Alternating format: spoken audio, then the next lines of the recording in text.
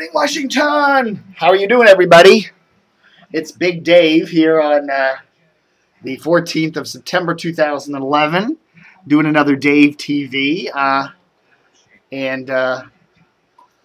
So there. I want to show you something. You know, one of the things I enjoy a lot, one of the things I do enjoy a lot about the Washington Post, of course, is the Capitol Weather Gang. So let's see. Punch up the Capitol Weather Gang. Okay, there we go. Yeah, it came up really fast there.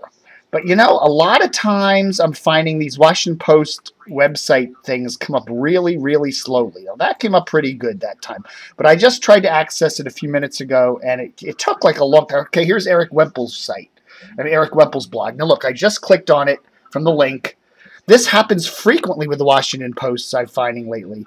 It can take 30 seconds to a minute to get one of their internal pages up. You know, this is not just something that's happened lately. This is something that happens a lot. So, you know, I clicked on the Capitol Weather Gang about 10 minutes ago, and it took about a minute to come up. Now, I just clicked on it a couple more times, and it came on really quick. Now, look, there it comes up, okay? But it took like 30 seconds, 45 seconds for that to come up. You know, I don't know, man. You know, the Washington Post, the website is mediocre, man. It's slow, it's sluggish. And here's another one of my pet peeves. Yesterday, the news broke that the Capitol News Connection is shutting its doors. Now, you may recall we did a bunch of stories on that earlier this year and late last year. The Washington Post, Paul Furry specifically, ran a bunch of stories, I believe it was starting about a year ago, talking about how the main, what's her name, Melinda Whitstock. Okay, Melinda Whitstock. Let me make sure I got her name right here. Melinda Whitstock, who's the owner and operator of CNC, which produces Capitol Hill-type political programming for public radio stations, including WAMU here in Washington. She is the wife of WAMU political program manager, Mark McDonald. Okay? So here you have WAMU's program manager running programming that his wife is in charge of in a different company. Well, the Washington Post reported about that back in late last year and earlier this year. And then in April, the Washington WAMU pulled the Capitol News Connection programming, which was, what was it called? Power Breakfast. Pulled that off of WAMU. You know, alleged conflict of interest there, whatever, and, made a big thing about it. Okay. Very good. Now, the Washington Post did stories about it. Okay. However, yesterday, when this company that they reported on, several times over the past year, finally announces that it's shutting its doors, there's no Washington Post article on it. Not in the paper, not even a mention on the web. I mean, I've searched. Now, maybe it's on the web in that wonderfully wonderful, slow-to-load Washington Post website. I search for Capitol News Connection. I search for Melinda Whitstock. I get nothing. So not even Eric Wemple has bothered to even report on this. You wonder. Here's the Washington Post. We cover a story. Here's the conclusion of the story. The company that we reported on that had this alleged conflict of interest with WAMU, they're going out of business. But we're not going to report on it. The hell with it. It's like the Dan Snyder story. It still bugs me that it only made part of the press run on Sunday, Paul Furry's piece about Dan Snyder pulling his lawsuit. I mean, the Post reported on it and did a good job reporting on Dan Snyder filing his lawsuit and the whole reaction and all that other stuff. And then when it happens, the conclusion of the story, or the alleged conclusion of the story, that he's pulling the lawsuit, okay, they slap it together. It's a late-night Saturday story, and it makes part of the press run in the sports section on Sunday, which anybody living probably anywhere, outside the Beltway ain't going to see it because we don't get the, the final edition.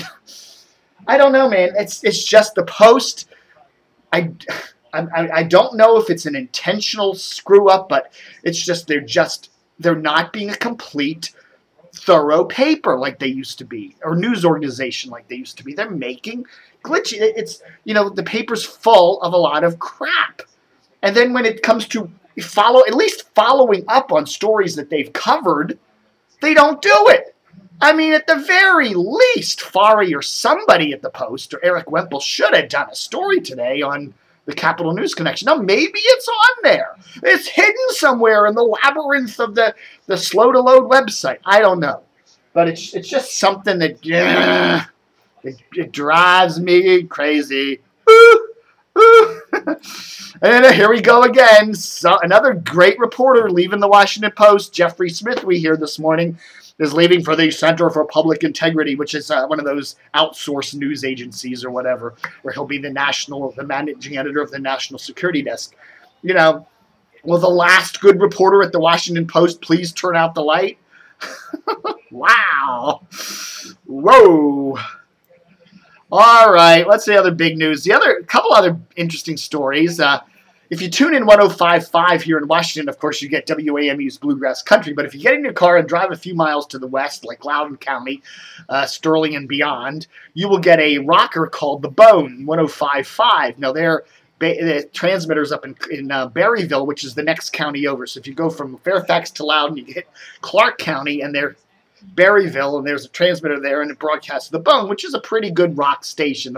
I listen to it once in a while when I'm trying to tune in Bluegrass Country, and I'll hear them in the background. Sometimes when you're hitting the Fairfax Parkway there, the outer western edges of it, you can pick it up.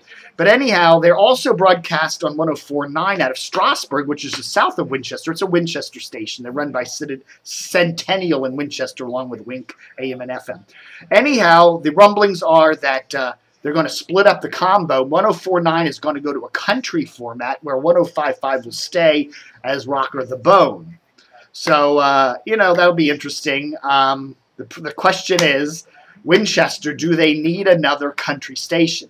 I mean, WUSQ 102.5 is the top, long, easy, big, huge, top-rated station in Winchester for many, many moons. But you can also get a lot of country outlets in Winchester. You can get WAYZ from Hagerstown, and you can get WFRE from Frederick, and you might be able to pull in the station out of Harrisonburg, and you probably can get MZQ out of DC. So there's a lot of country radio in the Winchester area already. Do they really need another country station?